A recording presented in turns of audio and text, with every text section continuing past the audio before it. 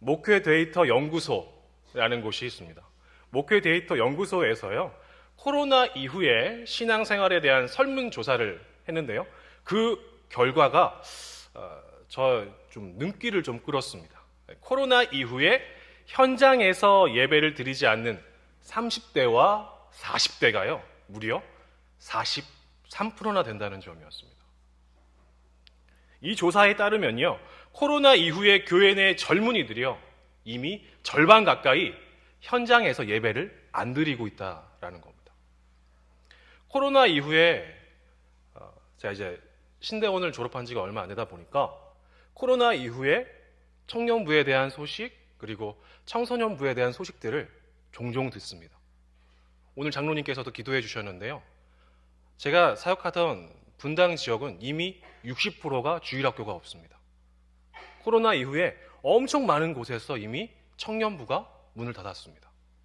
이렇게 코로나 이후에 교회를 떠나간 사람들을 가리켜서요, 이렇게 부르더라고요. 가나안 성도라고요.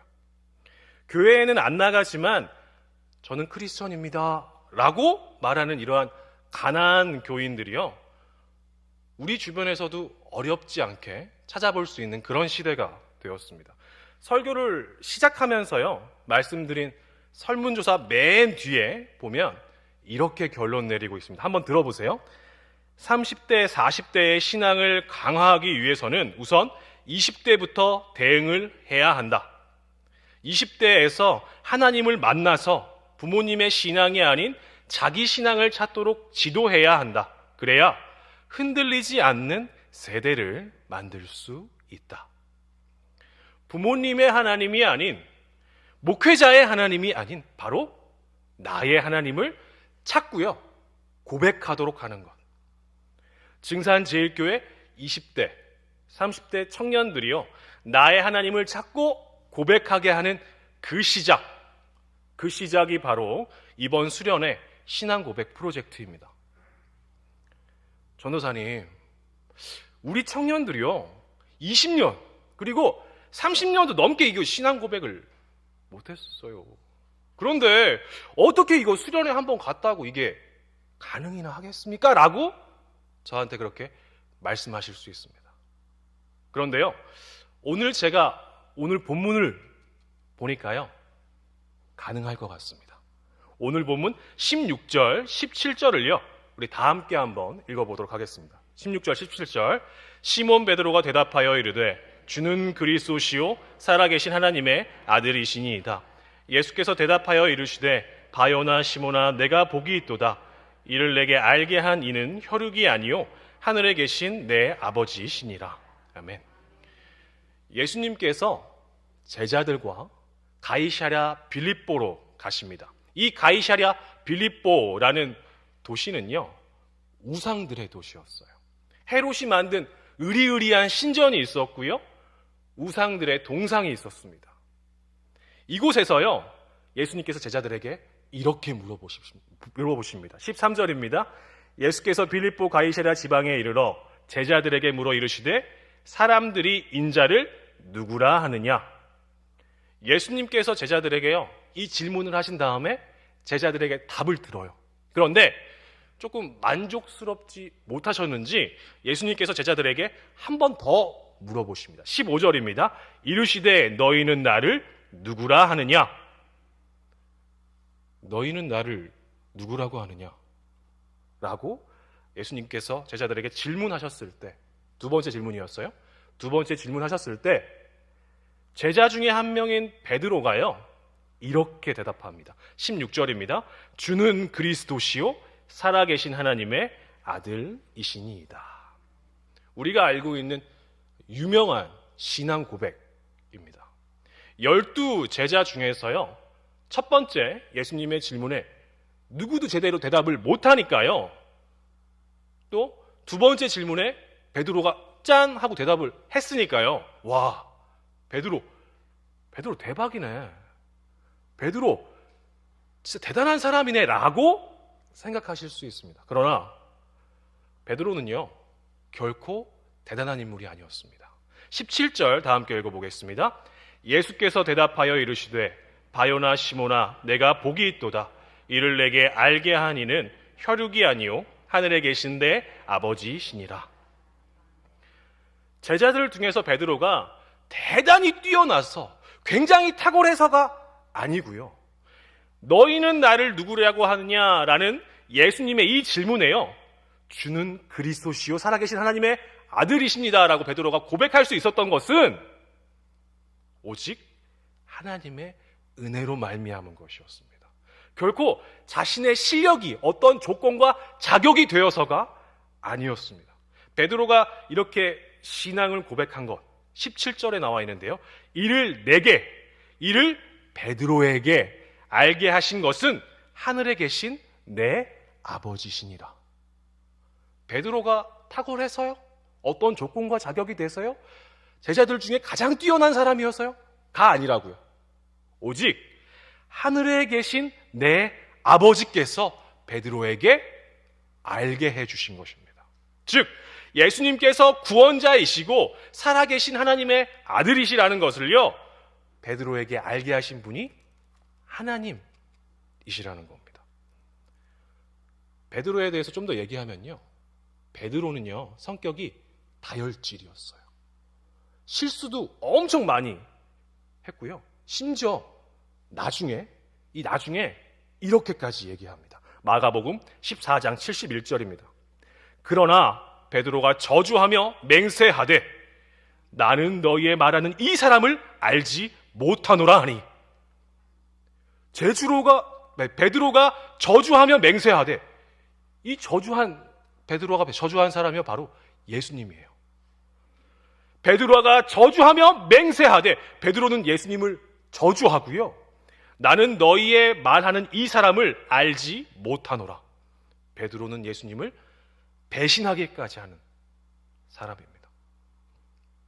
실수투성이, 다혈질, 심지어 예수님을 저주하고 배신한 이 베드로도요, 하나님께서 은혜 주시면 얼마든지 신앙 고백이 가능하다고요, 불가능하다고요? 가능하다라는 것입니다. 제가 설교를 시작하면서요, 청년들이 20년, 30년 자신의 신앙을 고백하지 못했는데 어떻게 수련회 한 번 갖고 이게 가능합니까? 그게 가능할 수 있겠습니까? 라고 궁금해하실 수 있고 질문하실 수 있다라고 말씀을 드렸습니다. 그리고 제가 그 답에다가 이렇게 대답했죠. 가능할 것 같습니다. 이렇게요. 취소하겠습니다. 가능할 것 같습니다가 아니고요. 제 설교문을 보셨나 봐요. 가능합니다. 우리 증산제일교회 여기 청년들 가능합니다. 예수님을 저주하고 배신한 베드로도요, 하나님께서 은혜 주셔서 했는데요, 하나님께서 은혜 주시면요, 우리 증산제일교회 청년들 얼마든지 가능합니다. 그럼 베드로뿐만 아니라요, 다른 이 11명의 제자들은 어땠을까요? 오늘 본문에서 나오는 베드로를 포함해서요, 사복음서에 등장하는 이 12제자들이요, 예수님께서 십자가에 죽으실 때까지 제자들 중에 그 누구도 신앙적으로 성숙하지 못했습니다. 넘어지고요, 또 넘어지고요, 도망치고 또 도망쳤어요. 제자들이요, 3년이라는 시간 동안 예수님과 동행하면서요, 예수님이 하시는 일을 얼마나 많이 봤겠습니까? 또 얼마나 많이 경험했겠습니까? 예수님께서 하시는 여러 사역들을 가장 가까이에서 본 게 제자들 아닙니까? 그런 제자들이요, 예수님이 십자가 지실 때 아무도 남아있지 않았습니다. 제자들 중에서 그 누구도 예수님과 함께 십자가 지지 않았습니다. 우리도요, 정말 너무나도 감사하게도 지금 이렇게 우리가 예배를 드리고 있지만요, 베드로뿐만 아니라 제자들처럼요, 우리도 언제 실수할지 몰라요. 우리도요, 언제 넘어질지, 언제 무너질지 우리는요, 알 수 없습니다.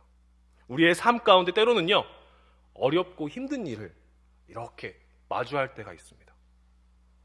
때로는요, 이해가 되지 않고 믿기지 않으며 낙심되고 받아들이기 힘든 일이요, 우리를 찾아올 수 있습니다.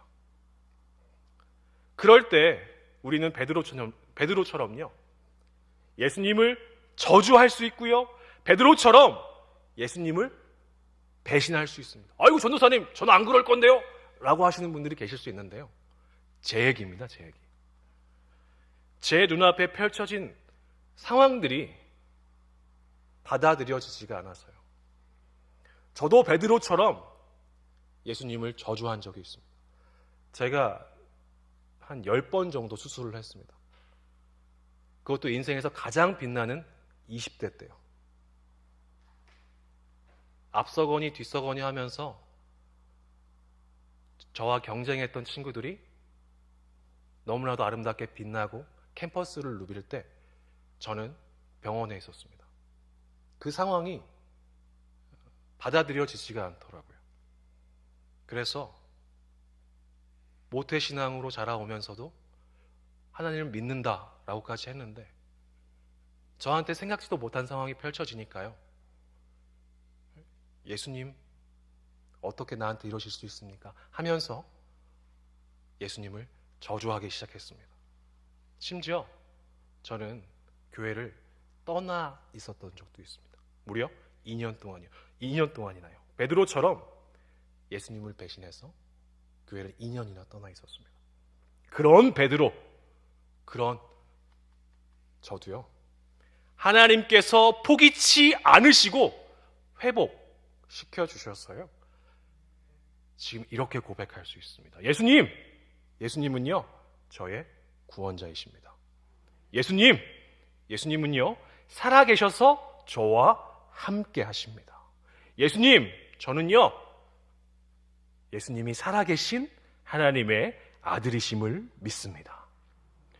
전적인 하나님의 은혜로 말미암아 베드로와 저에게 알게 해주셔서, 예수님이 구원자이신 것을 알게 해주셔서 이렇게 제가요, 고백할 수 있는 겁니다. 증산제일교회 우리 청년들, 제자들처럼 넘어지고요, 도망치고요, 과거에 예배 빠지고 안 나오고요, 데이트 있어서 전도사님 오늘 저 안 될 것 같아요, 오늘 약속 있어서, 그렇게 할 수 있습니다. 베드로가 그랬고요, 제가 그랬고요, 지금 여기 이제 뒤에서 가만히 이렇게 앉아 계신 우리 집사님들, 장로님들, 말은 안 하시지만 다 그랬습니다. 우리를 회복시켜 주셨던 것처럼 우리 청년들 마음 가운데 상한 마음이 있거든. 하나님과의 관계가 회복되지 못한 관계가 있거든. 하나님의 때에, 하나님의 방법으로 하나님께서 회복시키시고 하나님께서 세워 나가실 것입니다. 사랑이 너무나도 많으신 하나님께서는요, 예수님이 구원자이신 것을 우리에게 알게 하시고요, 또 우리에게 이런 의지를 갖고 계세요. 오늘 본문 18절입니다. 또 내가 내게 이르노니 너는 베드로라. 내가 이 반석 위에 내 교회를 세우리니 음부의 권세가 이기지 못하리라. 아멘. 다시 한번 말씀드리겠습니다. 사랑이 너무나도 많으신 하나님께서는요, 예수님이 구원자이시라는 것을 우리에게 알게 하셨고요, 더 나아가서 하나님께서는 우리에게 이런 의지를 갖고 계세요. 내가 이 반석 위에 교회를 세우리니, 베드로, 저, 그리고 우리 모두를요, 하나님께서는 반석 삼고 싶어 하십니다. 아담의 죄로 죽을 수밖에 없는 우리를요, 예수 그리스도로 말미암아 구원해 주시고요, 반석 삼아 주셨어요. 하나님께서는 그렇게 우리를 통해서 교회를 세우십니다. 또 하나님께서는요, 우리를 향해서 이렇게 하시려는 의지를 갖고 계십니다. 18절과 19절 보겠습니다. 이 반석 위에 내 교회를 세우리니 음부의 권세가 이기지 못하리라. 내가 천국의 열쇠를 내게 주리니 내가 땅에서 무엇이든지 매면 하늘에서도 매일 것이요, 내가 땅에서 무엇이든지 풀면 하늘에서도 풀리리라 하시고. 아멘. 함께 읽어보았던 것처럼요, 19절 보니까요, 우리는 무엇을 소유한 사람이냐면요, 천국의 열쇠를 소유한 자입니다. 이 천국의 열쇠를 소유한 자들이라는 의미는요, 천국을 소유한 자라는 의미입니다. 저는요, 제 통장에 그렇게 돈이 많이 있지는 않아요. 부자들처럼 돈이 엄청 그렇게 많이 있지는 않습니다. 하지만 제가 이 세상 돈이 많은 그 어떤 부자보다 당당하게 살아갈 수 있는 이유가 있습니다. 딱 한 가지입니다. 저는 오직 하나님의 은혜로 말미암아 천국을 소유한 자이기 때문입니다. 하나님께서 저를 부르셔서 오늘 당장 저 죽어도요, 저는요, 갈 곳이 있습니다. 어디로 갈까요? 자, 다시 한번 말씀드리겠습니다. 저는 천국을 소유한 자입니다. 오직 하나님의 은혜로 말미암아. 영원한 것을 위해 영원하지 않은 것을 버리는 자는 결코 바보가 아니다. 짐 엘리엇 선교사의 말입니다. 19절, 땅에서 무엇이든지 매면 하늘에서도 매일 것이요, 영원하지 않은 이 땅의 것에 매여서, 이 땅의 것에 매여서 영원한 하늘의 것을 바라보지 못한다면 이거 얼마나 슬픈 일입니까? 19절, 땅에서 무엇이든지 풀면 하늘에서도 풀리리라. 영원하지 않은 이 땅의 것에 매여서 전전긍긍하면서 하루하루 살아가는 그런 인생이 아니라요, 나를 반석 삼아주신 하나님의 은혜에 감사하며 이 땅에서 하나님의 자녀답게 당당하게 살아가는 인생이요, 하늘에서도 풀리는 복된 인생인 줄로 믿습니다. 나를 위해 땅의 것을 구하는 삶이 아닌 하나님의 영광을 위해 하늘의 것을 구하는 삶을 살다 보면요, 때로는 억울할 수 있어요. 누군가에게 화가 나고 참아야 하는 상황이 올 수 있습니다. 화가 나도 막 화내는 게 아니라요, 참아야지, 내가 참아야지. 때로는요, 속상할 수 있습니다. 누군가를 받아주고 용납해야 하는 그런 상황이 우리에게 올 수 있습니다. 그럴 때 이렇게 생각하시면 됩니다. 아, 이게 반석으로 사는 거구나. 아, 이게 교회를 세우는 것이구나. 내 부모님도, 믿음의 선배들도 교회를 세우기 위해서 이렇게 살았겠구나. 내 부모님도, 믿음의 선배들도 나를 위해서 이렇게 살았겠구나. 영원하지 않은 이 땅에 매여서 전전긍긍하면서 사는 것이 아니라요, 오늘 죽어도 갈 곳이 있는 영원한 천국을 소유한 자로서 그 사랑이 주는 넉넉함으로 허다한 죄를 덮을 수 있는 우리가 되었으면 좋겠습니다. 하나님의 은혜로 거저받은 사랑은요, 허다한 죄를 덮습니다. 우리가 보고 있는 개역 개정판 성경에는요, 18절 음부의 권세라고 번역되어 있는데요, 이 음부의 권세는요, 지옥의 문이라는 표현이 좀 더 원어에 가깝습니다. 영원하지 않은 이 땅에 매여 살다가 지옥의 문 앞에서 지옥에 곧 들어갈 것을 대기하는 그런 인생이 아니라요, 18절입니다. 이 반석 위에 내 교회를 세우리니 음부의 권세가 이기지 못하리라. 오직 하나님의 은혜로 천국을 소유하고 교회를 세우는 반석인 우리는요, 지옥의 문을 이기고 지옥의 문 앞에 있는 자들까지 천국으로 인도하는 삶을 살아가게 될 줄로 믿습니다. 이 반석 위에 우리를 통해 내 교회를 세우리니 증산 제일교회를 세우리니 증산 제일교회 청년부 샤론 성교회를 세우리니 증산 제일교회 모든 공동체를 세우리니 음부의 권세가 이기지 못하리라.